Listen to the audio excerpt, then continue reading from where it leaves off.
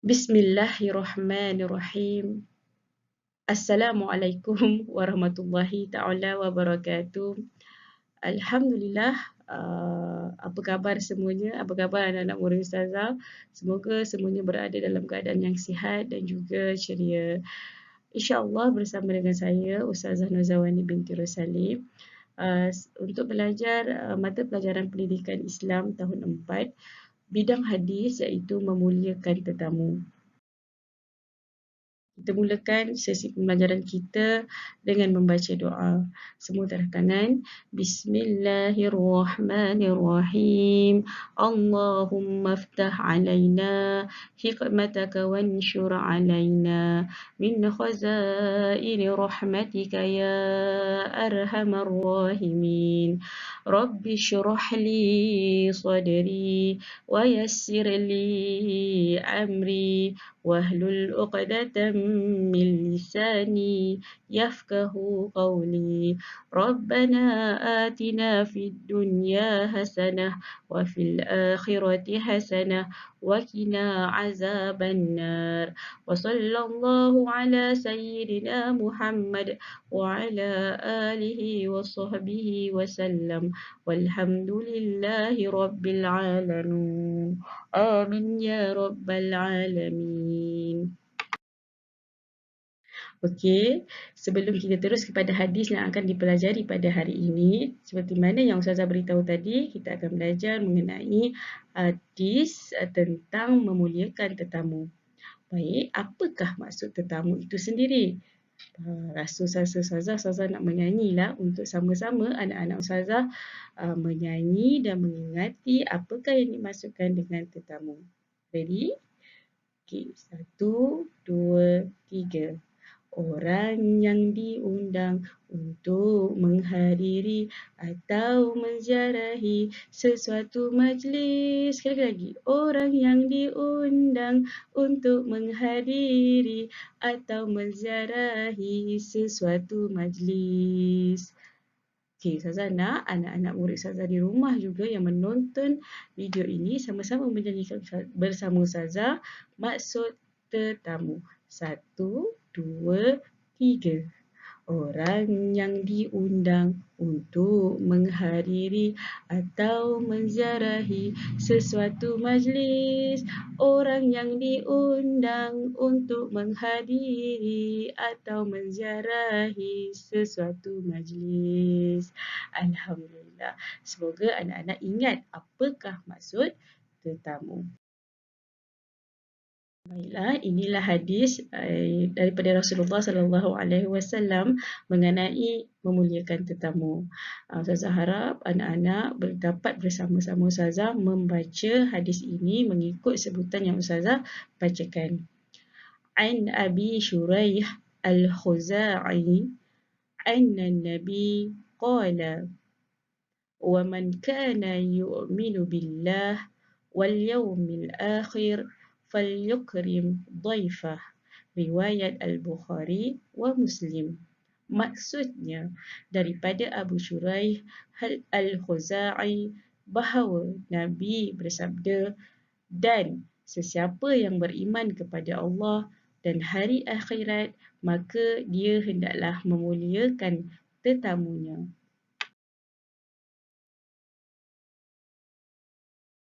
Berdasarkan hadis yang Ustazah bacakan tadi, ini adalah tuntutan yang terdapat di dalam hadis. Apakah tuntutan hadis Rasulullah tadi?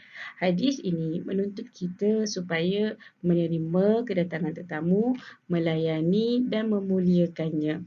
Apakah hukum melayan dan memuliakan tetamu ini?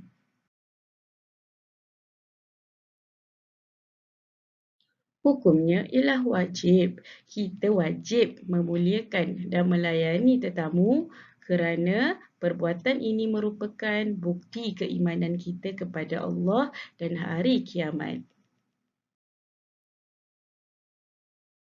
Okey, mari kita tonton video ini. Omar dan Hana. Seronoknya berkunjung. Tak sabarnya. Assalamualaikum, Sufi.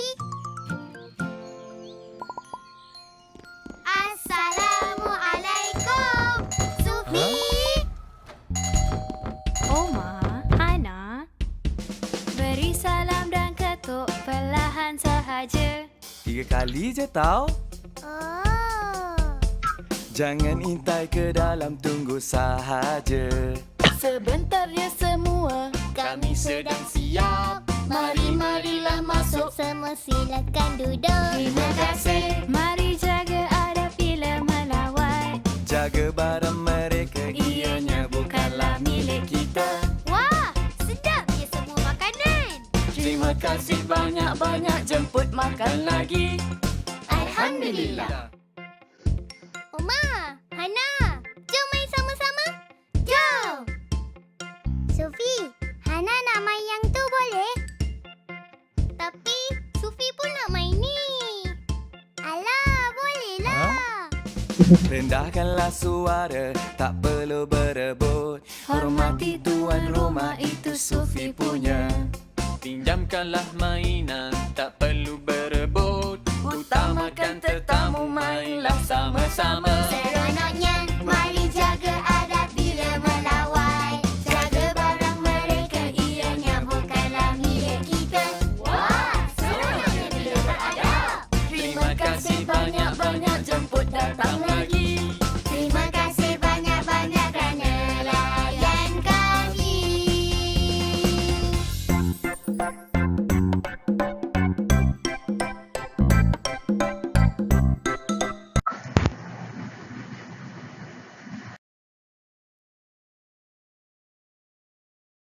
Seronok kan tengok keluarga Omar dan Hana tadi mengamalkan adab-adab sebagai tetamu, dan lebih-lebih lagi kita merujuk kepada tuan rumah tu. Tuan rumah juga mengamalkan tuntutan hadis yang Ustazah bacakan tadi, iaitu memuliakan tetamu.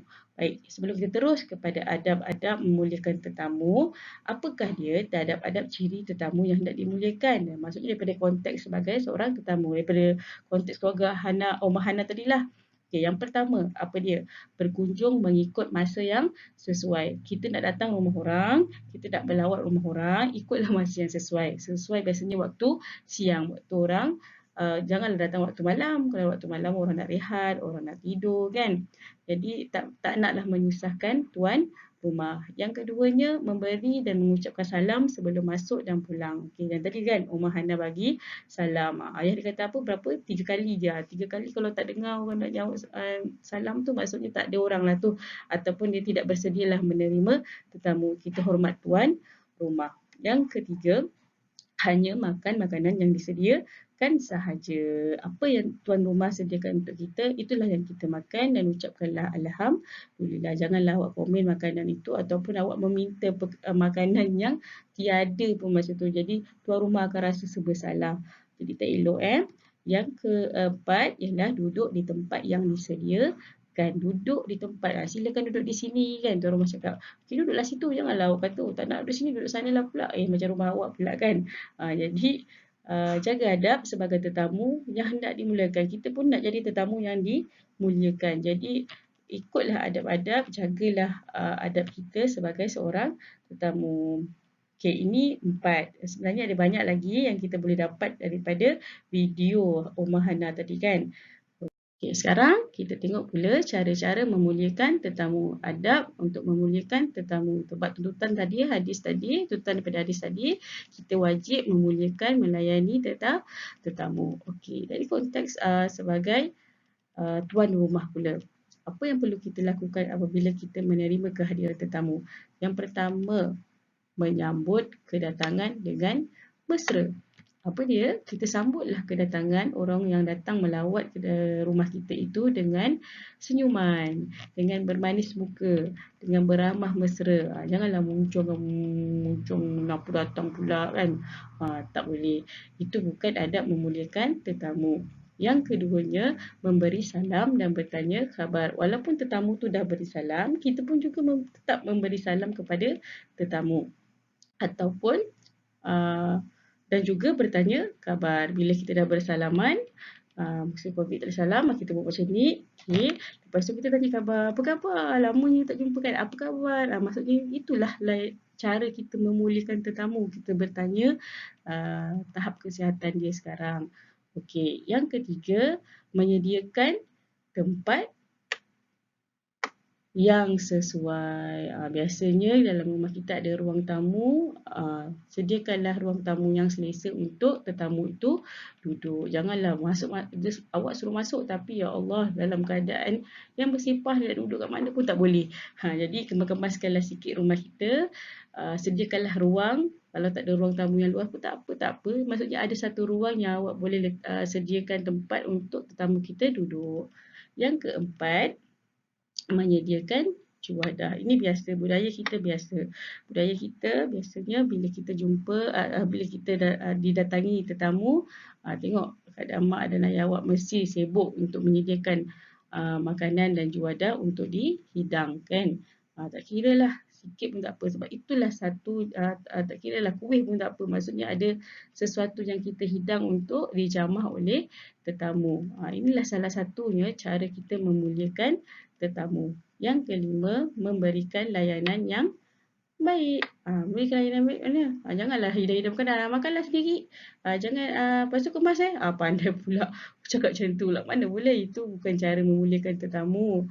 Kita kena layan tetamu kita ni dalam yang Ustazah tahu ni, yang Ustazah faham ialah kalau paling lama 3 hari. 3 hari lah sebagai tetamu kita, kita kena layan dia. Jadi kita kena layan dan kita kena muliakan tetamu kita tu. Lama je maksudnya. Di sini hadis ini menekankan supaya kita memuliakan tetamu. Supaya kita melayani tetamu. Sebab apa kenapa kita kena layan tetamu ni? Sebenarnya kehadiran tetamu itu adalah satu rezeki, berkat. Kalau tengok keadaan suasana di tanah Arab, suasana orang-orang Arab, mereka sangat mengamalkan amalan memuliakan tetamu. Kerana mereka tahu orang yang datang tanpa dia tak kenal pun, tapi orang datang ke rumah dia, dia mesti bawa masuk, disuruh makan juga, disuruh minum juga, mesti ada satu benda yang dia orang buat untuk memuliakan tetamu. Kerana itu dekat situ ada keberkatan. Seterusnya kepentingan memuliakan tetamu. Kenapa? Tadi saya katakan salah satunya tadi sebenarnya tetamu datang membawa rezeki kan. Maksudnya kat situ ada keberkatan lah setiap tetamu yang hadir berkunjung ke rumah kita. Okey, ni antara kepentingan yang memuliakan tetamu. Yang pertama ialah mengukuhkan perpaduan masyarakat. Maksudnya mengeratkan silaturahim, mengukuhkan perpaduan masyarakat. Yang kedua, mendapat pahala. Sebab kita ikut dan kita buat apa yang dituntut dalam hadis tadi. Yang ketiga, dapat mengeratkan hubungan silaturahim. Macam video Ummah Hana tadi kan. Kenapa mereka kenapa mereka gembira? Sebab dilayan kan. Sebab menjaga adab sebagai seorang tetamu. Dan akhirnya hubungan itu menjadi hubungan yang erat. Hubungan kasih sayang yang erat. Yang itulah dapat mengeratkan hubungan silaturahim. Yang keempat, mengikut sunnah Nabi. Kenapa? Sebab datang daripada hadis Rasulullah. Hadis Rasulullah ni sunnah Rasulullah lah. Bila kita buat, mendapat pahala lah. Kan ikut sunnah Rasulullah. Siapa lagi tak nak ikut sunnah Rasulullah kalau bukan kita sebagai umatnya. Yang kelima, menyemai perasaan kasih sayang. Okey, betul. Dengan mengamalkan adab-adab atau melayani tetamu ini, kita dapat menyemai perasaan kasih dan sayang antara satu sama lain. Itu antara kepentingan. Okay, secara keseluruhannya dapatlah saya simpulkan di sini dan semua anak-anak murid Ustazah faham. Hadis ini menuntut kita supaya menerima kedatangan tetamu, melayani dan memuliakan tetamu. Okay, sangat-sangat dituntut. Alhamdulillah, kita berada di akhir pembelajaran. InsyaAllah kita akan berjumpa lagi di video pembelajaran yang lain untuk bidang yang lain mungkin. Terima kasih dan tahniah kerana memberi perhatian. Semoga apa yang kita pelajari hari ini bermanfaat. Dan saya sarankan jugalah supaya anak-anak murid Ustazah mengamalkan dan menghayati apa yang dituntut dalam hadis ini. Okay? Wabillahi taufiq wal hidayah. Wassalamualaikum warahmatullahi taala wabarakatuh.